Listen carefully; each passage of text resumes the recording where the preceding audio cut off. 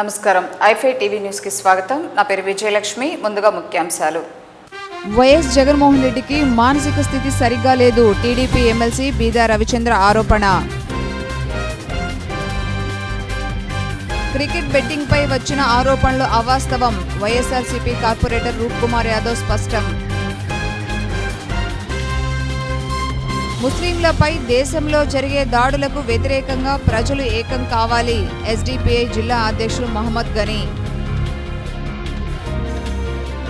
ఈ నెల 5న జరగబోయే రక్తదాన శిబిరాన్ని విజయవంతం చేయండి. స్పందించే హృదయాలు సేవా సంస్థ నిర్వాహకులు. నెల్లూరులో ఫిదా సినిమా విజయోత్సవ యాత్ర. ఉదయగిరిలో ల్యాండ్ ప్యూరింగ్ కార్యక్రమం. సైదాపురంలో 2 ద్విచక్ర వాహనాలు ఢీకొన్న సంఘటనలో 3కి స్వల్ప గాయాలు. అనుమతులు, లైసెన్సులు సరిగ్గా లేని వాహనాలను అదుపులోకి తీసుకున్న ఆర్టీఓ, ఆర్టీసీ అధికారులు.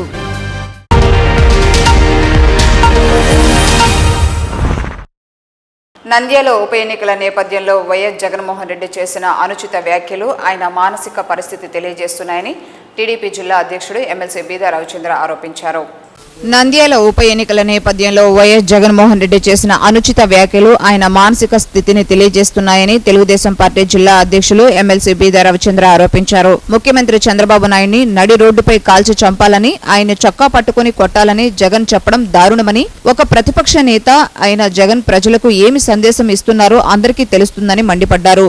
ప్రతిపక్ష నాయకులు వైఎస్ జగన్మోహన్ రెడ్డి గారు నిన్నటి రోజున నంద్యాల బహిరంగ సభలో ముఖ్యమంత్రి గారిని నడి రోడ్డుపై కాల్చి చంపిన అనేటువంటి వాక్యలు వైఎస్ జగన్మోహన్ రెడ్డి గారి మానసిక స్థితి, చొక్కా పట్టుకొని కొట్టండి, రాళ్లతో చెప్పులతో కొట్టండి, ఈరోజు శృతి మించి నడి రోడ్డుపై కాల్చి చంపండి అని మాట్లాడుతున్నాడంటే ఒక పార్టీ అధ్యక్షుడు, ఈ రాష్ట్రానికి ప్రతిపక్ష పార్టీ నాయకుడు ఈ రాష్ట్ర ప్రజలకి ఏమి సందేశం ఇస్తున్నారు? వైఎస్ కుటుంబం, వైఎస్ రాజారెడ్డి గారి దగ్గర నుంచి, వైఎస్ రాజశేఖర రెడ్డి గారి దగ్గర నుంచి ఈనాటి జగన్మోహన్ రెడ్డి వరకు మీ కుటుంబ నైజం, మీ హత్య రాజకీయాలు, ఈ రాష్ట్రంలో మత ఘర్షణలు, కుల ఘర్షణలు, దోపిడీ తెలుసు. కానీ ఇంత దిగజారి ముఖ్యమంత్రి పదవిపై కాంక్షతో ఒక ముఖ్యమంత్రిని నడి రోడ్డుపై కాల్చి చంపండి అన్న వైఎస్ జగన్మోహన్ రెడ్డిని వెంటనే అరెస్టు చేయాలి, బహిరంగ క్షమాపణ చెప్పాలి వైఎస్ఆర్ కాంగ్రెస్ పార్టీ, వైఎస్ జగన్మోహన్ రెడ్డి గారు. ఫ్యాక్షన్ రాజకీయాలకు పెట్టింది పేరు వైఎస్ కుటుంబం అని మండిపడ్డారు. పదవుల కోసం ఎంతో మంది హతమార్చిన నీచ చరిత్ర వైఎస్ కుటుంబానిదని మండిపడ్డారు. అటువంటి జగన్ నీతిగా, నిజాయితీగా పనిచేసే ముఖ్యమంత్రి చంద్రబాబు నాయుడుపై ఆరోపణలు చేయడం సిగ్గుచేటని చెప్పారు. ముస్లిం మైనార్టీలకు అధిక ప్రాధాన్యత ఇచ్చింది తెలుగుదేశం ప్రభుత్వమేనని స్పష్టం చేశారు. బైబిల్ చేతిలో పట్టుకుని అబద్దాలు మాట్లాడే జగన్ కుటుంబం గురించి ప్రజలు ఆలోచించాలని, మతాలను, కులాలను అడ్డం పెట్టుకుని వైఎస్ జగన్ కుటుంబం జనాన్ని మోసం చేస్తుందని అన్నారు. 2019 ఎన్నికల్లో ఒకవేళ వైఎస్ఆర్ కాంగ్రెస్ పార్టీ అధికారంలోకి వస్తే రాష్ట్రం రావణ కాష్టంగా మారుతుందని బీదా విమర్శలు గుప్పించారు. వైఎస్ జగన్మోహన్ రెడ్డి గారు మాట్లాడిన దాంట్లో కొన్ని సత్యాలు ఉన్నాయి. పరిటాల రవీంద్ర గారిని నడి రోడ్డులో పట్ట పగులు తెలుగుదేశం పార్టీ కార్యాలయంలో హత్య చేయించినటువంటి గనుడు, ఆ హత్య కేసులో ముద్దాయి మొద్దు సీనువుని జైల్లో చంపినట్లుగా, ఆయన మిత్రుడు సూర్యుడిని నడి రోడ్డులో ఎందుకు చనిపోయారో అందరికీ తెలుసు. మీ కుటుంబ ఫ్యాక్షన్ చరిత్ర 30 సంవత్సరాల క్రితం మీ తండ్రి ముఖ్యమంత్రి అయ్యేందుకు చేసినటువంటి ప్రయత్నంలో మర్రి చెన్నారెడ్డి గారు ముఖ్యమంత్రి పదవి నుంచి దించేదానికి ఊచకోత హైదరాబాదు నగరంలో మత ఘర్షణలు సృష్టించిన చరిత్ర మీది. చంద్రబాబు నాయుడు గారి గురించి మాట్లాడేది అధర్మానికి, ధర్మానికి, నీతికి, అవినీతికి గురించి మాట్లాడుతున్నాడు వైఎస్ జగన్మోహన్ రెడ్డి గారు. ఈ రాష్ట్రంలో అవినీతి రహిత పాలన, ఈ రాష్ట్రంలో నిత్యం సంక్షేమం కోసం, అభివృద్ధి కోసం, ఈ ప్రజల బాగోగుల కోసం పనిచేస్తున్నటువంటి నాయకుడు చంద్రబాబు నాయుడు గారు. తండ్రి అధికారాన్ని అడ్డం పెట్టుకొని ఐఏఎస్లను, ఐపీఎస్లను, పారిశ్రామికవేత్తలను జైళ్లకు పంపించినటువంటి ఘనత, చరిత్ర వైఎస్ జగన్మోహన్ రెడ్డి గారిది. ఈరోజు మేము 2014లో మేనిఫెస్టోలో పెట్టాం, ప్రయత్నం చేస్తున్నాం. కాపు కార్పొరేషన్ నియమించాం, బీసీ కమిషన్ నియమించాం. కాపు కార్పొరేషన్ ద్వారా వేలాది కోట్లు ఖర్చు పెట్టి పేద వర్గాలని కాపుల్లో ఉన్నటువంటి వారికి ఉపాధి ఉద్యోగ అవకాశాలు కల్పించేదానికి విద్య కోసం ఈ ప్రభుత్వం పనిచేస్తుంటే మా గురించి మాట్లాడతారా? కాపులకు ద్రోహం చేసినటువంటి నాయకులు ఇద్దరే, వైఎస్ రాజశేఖర రెడ్డి, ముద్రగడ పద్మనాభం గత 10 సంవత్సరాలు. ఈనాడు వైఎస్ జగన్మోహన్ రెడ్డి ముద్రగడ ముసుగులో కాపులకు ద్రోహం చేస్తున్నటువంటి పార్టీ వైఎస్ఆర్ కాంగ్రెస్ పార్టీ నాయకులు. బైబిల్, ఖురాన్, భగవద్గీత సిగ్గు లేకుండా భగవద్గీత మీద ప్రమాణం చేసి అన్ని నిజమే చెప్తాం అని కోర్టులో పచ్చి అబద్ధాలు చెప్పే జగన్మోహన్ రెడ్డి, వైఎస్ఆర్ కాంగ్రెస్ పార్టీ నాయకులు ప్రజల విశ్వాసాన్ని తుంగలో తొక్కి అన్ని వర్గాలని దోపిడీ చేసినటువంటి వైఎస్ కుటుంబీకులు వైఎస్ జగన్మోహన్ రెడ్డి గారు ఈరోజు తెలుగుదేశం పార్టీని చంద్రబాబు నాయుడు గారి గురించి మాట్లాడడం సిగ్గుచేటు. వైఎస్ జగన్మోహన్ రెడ్డి దుర్మార్గానికి ఈ రాష్ట్రంలో 14 లక్షల మంది ఇల్లు కట్టుకోకుండానే 4,000 కోట్ల రూపాయలు బిల్లులు చెల్లించినటువంటి స్కాముల కారకుడు వైఎస్ రాజశేఖర రెడ్డి గారు, వైఎస్ జగన్మోహన్ రెడ్డి గారు. ఈరోజు మేము ప్రతి గ్రామంలో సిమెంట్ రోడ్లు వేస్తున్నాం, ప్రతి గ్రామంలో పంచాయతీ భవనం కడుతున్నాం, ప్రతి గ్రామంలో అంగన్వాడీ భవనం కడుతున్నాం, ప్రతి గ్రామంలో శ్మశానాల నిర్మాణం చేస్తున్నాం. ప్రజలు ఎవరిని బ్యాలెట్ ద్వారా, ఈవీఎంల ద్వారా ఎవరిని కాల్చుతారో, ఏ పార్టీ ససద్దో నంద్యాల ఉప ఎన్నికల్లోనే తేలిపోద్ది జగన్మోహన్ రెడ్డి గారు అని చెప్పి తెలియజేస్తుంది. నెల్లూరులోని రాజన్న భవన్లో వైసీపీ విలేకరుల సమావేశం ఏర్పాటు చేసింది. ఈ సందర్భంగా వైసీపీ కార్పొరేటర్ రూప్ కుమార్ యాదవ్ మాట్లాడుతూ తనపై వచ్చిన క్రికెట్ బెట్టింగ్ ఆరోపణలు పూర్తిగా అవాస్తవమని స్వయంగా ఎస్పీఏ తేల్చి చెప్పారని ఆయన తెలిపారు. నెల్లూరులోని రాజన్న భవన్లో వైఎస్ఆర్సీపీ నిర్వహించిన విలేకరుల సమావేశంలో రూప్ కుమార్ యాదవ్ మాట్లాడుతూ తనపై వచ్చిన బెట్టింగ్ ఆరోపణలు అపోహలని స్వయంగా జిల్లా ఎస్పీ తేల్చి చెప్పారన్నారు. గతంలో నేను కొన్ని మ్యాచ్లు ఆడిన మాట నిజమేనని, కానీ అనిల్ కుమార్ యాదవ్ శాసనసభ్యులు అయిన తర్వాత వాటి జోలికి వెళ్లిన దాఖలాలు లేవన్నారు. నా వల్ల ఏ వ్యక్తులు, ఏ కుటుంబాలు నష్టపోలేదని, నా తల్లిదండ్రుల కష్టార్జితం చేసి సంపాదించిన డబ్బుని పోగొట్టుకున్న బాధితుల్లో నేను ఒకడనని అన్నారు. నా మీద వ్యక్తిగత ఆరోపణలు చేసిన వారికి నేను తగిన రీతిలో తగిన సమయంలో ఖచ్చితంగా సమాధానం చెప్పి తీరుతానని రూప్ కుమార్ యాదవ్ తెలియజేశారు. కొన్ని రోజులుగా జరిగిన సంఘటనల మీద నెల్లూరు నగర జిల్లా ప్రజానీకానికి కొంత వివరణ ఇవ్వాలని చెప్పి ఈరోజు ఈ పత్రికల సమావేశం ఏర్పాటు చేయడం జరిగింది.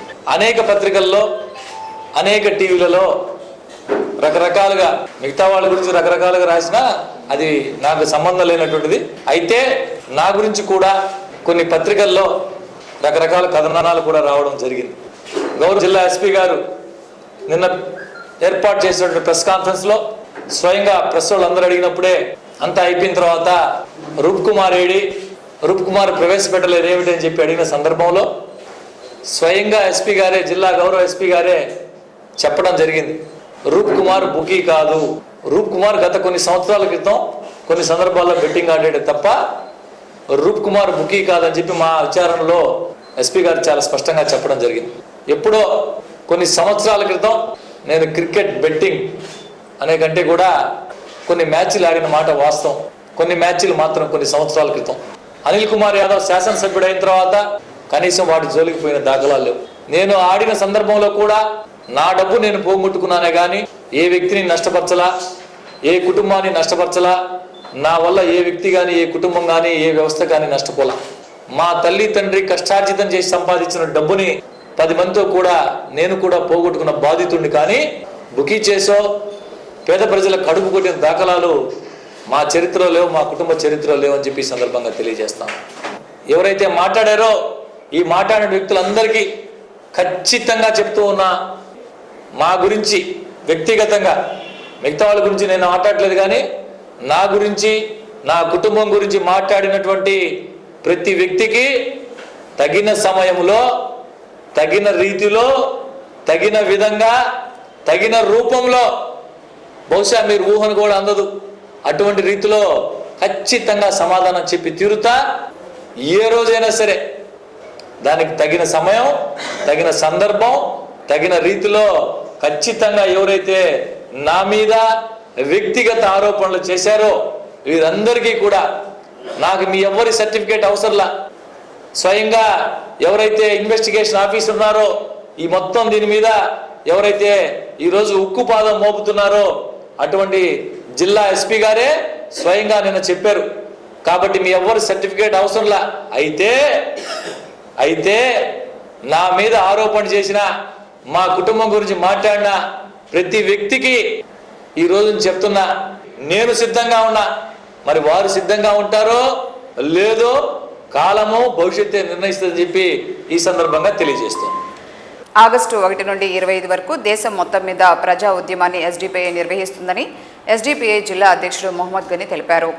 ఆగస్టు 1 నుండి 25 వరకు దేశం మొత్తం మీద ప్రజా ఉద్యమాన్ని ఎస్డిపిఐ నిర్వహిస్తుందని ఎస్డిపిఐ జిల్లా అధ్యక్షులు మహమ్మద్ గని తెలిపారు. స్థానిక ప్రెస్ క్లబ్ లో శుక్రవారం ఎస్డిపిఐ నాయకులు మీడియా సమావేశం నిర్వహించారు. ఈ సందర్భంగా వారు మాట్లాడుతూ ప్రజాస్వామ్య భారతదేశంలో నేడు జరుగుతున్న దాడులకు వ్యతిరేకంగా ప్రజలను ఏకం చేయాలని పోస్టర్ను రిలీజ్ చేశారు. దేశంలో కొట్టి చంపే సమూహాలకు వ్యతిరేకంగా ఈ కార్యక్రమం నిర్వహించడం జరిగిందని, ముస్లింలను, దళితులను, మైనారిటీ వర్గాలపై మతం ముసుగులో ఆవు పేరుతో అనవసరంగా దాడులు చేస్తున్నారని, ఎన్డీఏ ప్రభుత్వం వచ్చిన 3 సంవత్సరాల నుంచి ఈ విధంగా ఉందని ఆయన విమర్శించారు.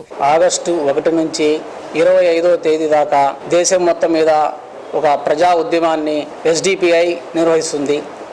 దానిలో భాగంగా పోస్టర్ రిలీజు ఈ కార్యక్రమం తీయడం జరిగింది. మన ప్రజాస్వామ్య భారతదేశంలో నేడు జరుగుతున్నటువంటి దాడులకు వ్యతిరేకంగా ప్రజలను ఏకం చేయాలని ఈ క్యాంపెయిన్ జరుగుతుంది. ఈ క్యాంపెయిన్లో దేశంలో కొట్టి చంపే సమూహాలకు వ్యతిరేకంగా నేడు ఈ క్యాంపెయిన్ నిర్వహించడం. ప్రజాస్వామ్య భారతదేశంలో నేడు ఒక వర్గానికి టార్గెట్ చేసుకొని ముస్లింలను, దళితులను, మైనార్టీ వర్గాలపై మతం ముసుగులతో ఆవు పేరుతో ముస్లింలను, దళితులను అనవసరంగా దాడులు చేస్తున్నారు. ఎటువంటి ఆధారం లేదు. అయినప్పటికీ వాళ్లపై మారణకాండను సృష్టిస్తూ దేశం రక్తం ఉడిన మన భారతదేశంగా మారింది. మన ఎన్డీఏ ప్రభుత్వం వచ్చిన 3 సంవత్సరాల నుంచి మన భారతదేశం పరిస్థితి ఈ విధంగా ఉంది. అభివృద్ధి నినాదంతో మన ప్రధానమంత్రి గారు అధికారంలో వచ్చి డిజిటల్ ఇండియా పేరుతో మన భారతదేశాన్ని దేశం మొత్తం వ్యాపింపజేస్తామని చెప్పేసి చెప్పినటువంటి మన ప్రధానమంత్రి గారు పెంచింగ్ ఇండియా పేరుతో దేశవ్యాప్తంగా మన భారతదేశం యొక్క ఔన్నత్యాన్ని కోల్పోయిందని మేము తెలుస్తున్నాం. ఈ కార్యక్రమంలో ఫ్రంట్ ఆఫ్ ఇండియా జిల్లా అధ్యక్షులు సయ్యద్ కాసిఫ్ తదితరులు పాల్గొన్నారు. నెల్లూరు నగరంలోని స్థానిక ప్రెస్ క్లబ్లో స్పందించే సేవా సంస్థ నిర్వాహకులు మాట్లాడుతూ ఈ నెల 5వ తేదీ నిర్వహించబోయే రక్తదాన శిబిరాన్ని విజయవంతం చేయాలని కోరారు. నెల్లూరు నగరంలోని స్థానిక ప్రెస్ క్లబ్ లో శుక్రవారం ఏర్పాటు చేసిన విలేకరుల సమావేశంలో స్పందించే హృదయాలు సేవా సంస్థ నిర్వాహకులు మాట్లాడుతూ ఈ నెల 5వ తేదీ కామటి వీధి కృష్ణమందిరం చిన్న బజార్లో జరగబోయే రక్తదాన శిబిరానికి దాతలు స్వచ్ఛందంగా వచ్చి రక్తదానం చేయాలని వారు కోరారు. రేపు అనగా 5/8/2017 జరగబో మా రక్తదాన శిబిరానికి ప్రతి ఒక్కరూ రక్తదాతలందరూ స్వచ్ఛందంగా వచ్చి రక్తం ఇవ్వాల్సిందిగా కోరుకుంటూ స్పందించే హృదయాలు సేవా సంస్థ ఆధ్వర్యంలో గత 4 సంవత్సరాలుగా రక్తదాన శిబిరాలు నిర్వహిస్తున్నామని, ఇప్పటికీ దాదాపు 600 యూనిట్ల రక్తాన్ని రెడ్ క్రాస్ సంస్థకు అందించామని వారు తెలియజేశారు. స్పందించే హృదయాల సేవా సంస్థ చిన్న బజార్ కొరడా వీధిలోని స్వర్ణకార వృత్తి చేసుకుంటూ జీవనం సాగిస్తుంటాము. మేము గత 4 సంవత్సరాల క్రితం స్పందించే హృదయాల సేవా సంస్థని స్థాపించి గత 4 సంవత్సరాలుగా కామాటి వీధి కృష్ణ మందిరంలో రక్తదాన శిబిరాలు ఏర్పాటు చేసుకుంటూ ఇప్పటి వరకు దాదాపు 600 యూనిట్లు రక్తాన్ని రెడ్ క్రాస్ సంస్థకు అందించి ఉన్నాము. పేపర్లో వచ్చిన ఒక ప్రకటన మమ్మల్ని కదిలించింది. రక్త నిల్వల కొరత అనే శీర్షికని మమ్మల్ని కదిలించింది. అప్పుడు మేమంతా కలిసి ఒక రక్తదాన శిబిరాన్ని ఏర్పాటు చేశాము. డిఎస్ఆర్ హాస్పిటల్కి, రెడ్ క్రాస్ సంస్థలకి చేరవేస్తూ, అలాగే ఎవరైనా ఆపదలు ఉన్న వాళ్ళకి రక్తం కావాలన్నప్పుడు మేము తిరిగి వాళ్ళకి ఇప్పించడం జరుగుతుంది. ఈ కార్యక్రమంలో ఈ సేవా సంస్థ నిర్వాహకులు, రక్తదాతలు తదితరులు పాల్గొన్నారు. మెగా అభిమానులు ఫిదా అయ్యారు. యువత కేరింతలు, మంగళ వాయిద్యాలు, మైమరిపించే పాటల మధ్య ఫిదా సినిమా యూనిట్ సందడి చేసింది. మెగా ఫ్యామిలీ అభిమానులు ఫిదా అయ్యారు. యువత కేరింతలు, బాణాసంచా వెలుగులు, మంగళ వాయిద్యాలు, మైమరిపించే గీతాల నడుమ Fidaa cinema hero Varun Tej, heroine Sai Pallavi Nellore నగరంలో గురువారం రాత్రి సందడి చేశారు. దర్శకుడు శేఖర్ కమ్ముల, నిర్మాత దిల్ రాజు, బాలనటుడు ఆర్యన్ వెంటరాగా వరుణ్, సాయి పల్లవి నగరంలో ర్యాలీ నిర్వహించారు. అనంతరం S2 థియేటర్లో విజయోత్సవ వేడుకల్లో పాల్గొన్నారు.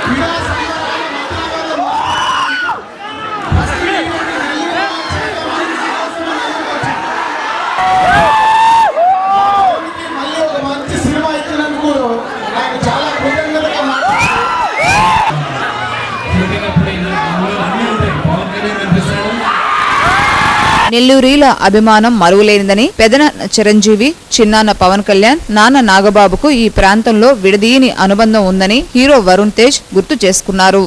ఉదయగిరిలో ల్యాండ్ ప్యూరింగ్ కార్యక్రమం జరిగింది. ఈ కార్యక్రమానికి స్పెషల్గా నియమించిన డిప్యూటీ కలెక్టర్, ఆర్ఐలు, వీఆర్ఓలు పాల్గొన్నారు. ఉదయగిరిలో స్థానిక ఎంఆర్ఓ ఆఫీస్ నందు శుక్రవారం ల్యాండ్ ప్యూరింగ్ గురించి నియమించిన స్పెషల్ డిప్యూటీ కలెక్టర్ హాజరయ్యారు. 4 మండలాలకు చెందిన ఎంఆర్ఓలు, ఆర్ఐలు, వీఆర్ఓలు ఈ సమావేశానికి హాజరయ్యారు. ఈ సందర్భంగా స్పెషల్ డిప్యూటీ కలెక్టర్ వెంకటరమణారెడ్డి మాట్లాడుతూ పొలాలకు సంబంధించిన సర్వే నెంబరు, తగిన వివరాలు జాగ్రత్తగా సేకరించి ఆన్లైన్ చేయాలన్నారు.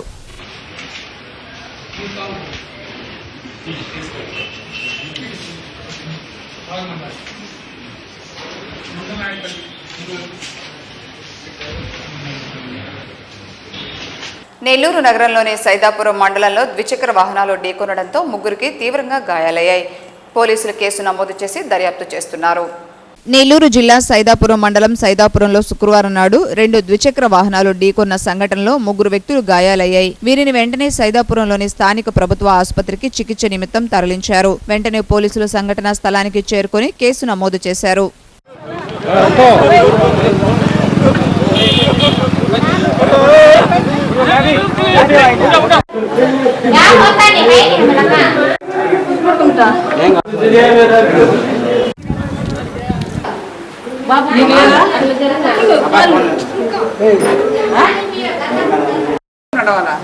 చెప్పండి.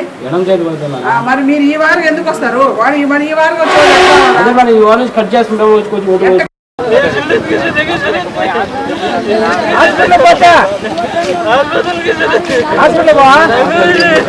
నెల్లూరు నగరంలోని సైదాపురం మండలంలో ఆర్టీఓ, ఆర్టీసీ అధికారులు స్పెషల్ డ్రైవ్ నిర్వహించారు.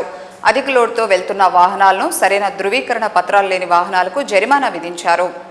నెల్లూరు జిల్లా సైదాపురం మండలంలోని సైదాపురం బస్టాండ్ సెంటర్ వద్ద శుక్రవారం ఆర్టీఓ, ఆర్టీసీ అధికారులు సంయుక్తంగా స్పెషల్ డ్రైవ్ నిర్వహించి అధిక లోడ్తో వెళుతున్న వాహనాలకు మరియు సరైన ధృవీకరణ పత్రాలు లేని వాహనాలకు జరిమానా విధించారు. జిల్లా ఎస్పీ రామకృష్ణ ఆదేశాల మేరకు జిల్లా వ్యాప్తంగా స్పెషల్ డ్రైవ్ చేపడుతున్నట్లు Nellore assistant motor vehicle inspector Ravikumar తెలిపారు. ఆయన వెంట Rapur RTC depot manager Fayaz Ahmed, ఇతర సిబ్బంది శివకుమార్, మల్లికార్జున్, జిఎస్ఎన్ రెడ్డి తదితరులు పాల్గొన్నారు. ఇప్పుడు మరికొన్ని సంక్షిప్త వార్తలు. నెల్లూరు జిల్లా సైదాపురంలో వెలసియున్న శ్రీ బాలా త్రిపుర సుందరి దేవస్థానం నందు వరలక్ష్మి వ్రతం సందర్భంగా భక్తులు అధిక సంఖ్యలో పాల్గొని అమ్మవారికి ప్రత్యేక పూజలు నిర్వహించారు. అనంతరం ఆలయ కమిటీ నిర్వాహకులు అమ్మవారి దేవస్థానం వద్ద అన్నదాన కార్యక్రమం నిర్వహించారు.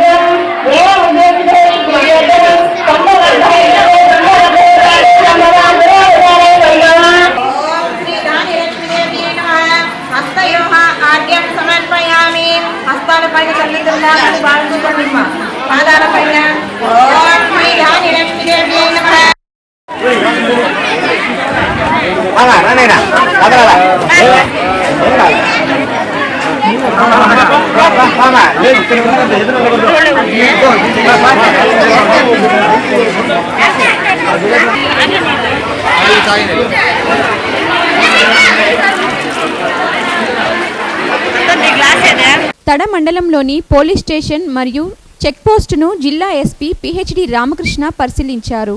అనంతరం మీడియాతో మాట్లాడిన ఎస్పీ ఇసుక అక్రమ రవాణాపై కఠిన చర్యలు తీసుకుంటామని చెప్పారు. నెల్లూరు జిల్లా తడ మండలంలోని NH5 పై అదుపు తప్పి బోల్తా పడిన లారీ కారుకి త్రుటిలో పెను ప్రమాదం తప్పింది. స్వల్పకాయాలతో కారులో ఉన్న వ్యక్తులు బయటపడ్డారు.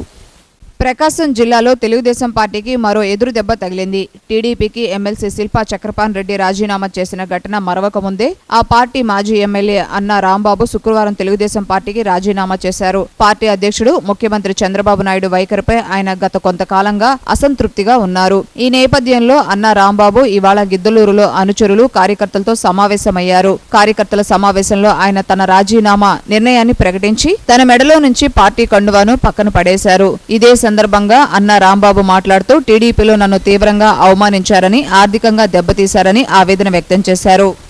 నంద్యాల గెలుపు కోసం అక్కడ పార్టీలు అభ్యర్థుల కుటుంబాలు చేయని ప్రయత్నం అంటూ లేదు. ఏకంగా సెంటిమెంట్ నే మార్కెట్లో పెట్టేశారు. మానవ సంబంధాలతో చెడుగుడు ఆడేసుకుంటున్నారు. రేపటి రోజున అమ్మా నాన్న లేని అనాథనంటూ అఖిల ప్రియ ఫ్యామిలీ ఫోటోతో ప్రచారానికి వస్తుందని వైసీపీ నేతలు బహిరంగంగా ఆరోపిస్తున్నారు. కానీ నాన్న ఫోటో పెట్టుకుని ఓదార్పు యాత్ర పేరుతో జగన్ రాజకీయం చేయలేదా అన్నది అఖిల ఆర్గ్యుమెంట్. ఇక్కడితో ఆగకుండా ఇంకో అడుగు ముందుకేసింది. మా అమ్మ చావుకు వైఎస్ ఫ్యామిలీయే కారణమంటూ ఫ్లాష్ బ్యాక్ ని తవ్వేసుకుంటుంది. జగన్ సోదరి షర్మిల కోసం వెళ్లి అమ్మ శోభా నాగిరెడ్డి రోడ్డు ప్రమాదంలో మరణించారని నంద్యాల ప్రచారంలో అఖిలప్రియ హోరెత్తిస్తోంది. ఇప్పటికే దగ్గరి బంధువులైన శిల్పా సోదరులతో విపరీతమైన వైరం పెంచుకున్న భూమా కుటుంబం సెంటిమెంట్ తో ఓటర్లను ఆకట్టుకోవడానికి కొత్త కారణాలని వెతుక్కుంటుంది. ముంబైలో వజ్రాల చోరీకి పాల్పడిన ఇద్దరు పోలీసులు సీసీటీవీ ఫుటేజ్ పుణ్యమా అని పట్టుబడిపోయారు. వీళ్లతో పాటు మరో ఇద్దరు కూడా బుక్ అయ్యారు. చంద్రకాంత్ గేవార్, సంతోష్ గవాస్ అనే ఈ కాకీల కన్ను ఓ జ్యువెలరీ షాపు మీద పడింది. ఈ నెల 2న వీళ్లు ఆ షాపులోకి ప్రవేశించి నువ్వు దొంగతనంగా అక్రమంగా నగలు అమ్ముతున్నావంటూ జయేష్ జవారి అనే జ్యువెలర్ పై దాడి చేసి చంపదెబ్బ కొట్టారు. తమకు సాయంగా ఉండేందుకని ఓ ఏజెంట్ను మహిళను కూడా తెచ్చుకున్నారు. మాతో పోలీస్ స్టేషన్ కు రావాలంటూ 25 లక్షల విలువైన డైమండ్స్ తీసుకున్నారు. జవేరిని మిగతా ముగ్గురిని కారులో ఎక్కించుకుని వెళ్తూ మార్గం మధ్యలో కారు ఆపి జవేరితో పాటు ఏజెంట్ను మహిళను దింపేసి పరారయ్యారు. జవేరికి అనుమానం వచ్చి పోలీసులకు ఫిర్యాదు చేయగా సీసీటీవీ ఫుటేజ్ ఆధారంగా వాళ్ళ నలుగురిని అరెస్టు చేశారు. రాజు అనే ఏజెంటే ఈ హైడ్రామాకు సూత్రధారి అని తేలింది. డైమండ్స్ తిరిగి ఇచ్చేస్తామని తమను అరెస్టు చేయవద్దని వారు కాళ్లా వేళ్లా పడినా ఫలితం లేకపోయింది. ఈ వార్తలు ఇంతటితో సమాప్తం. తిరిగి i5 టీవీ న్యూస్ లో కలుసుకుందాం. అంతవరకు సెలవు. నమస్కారం.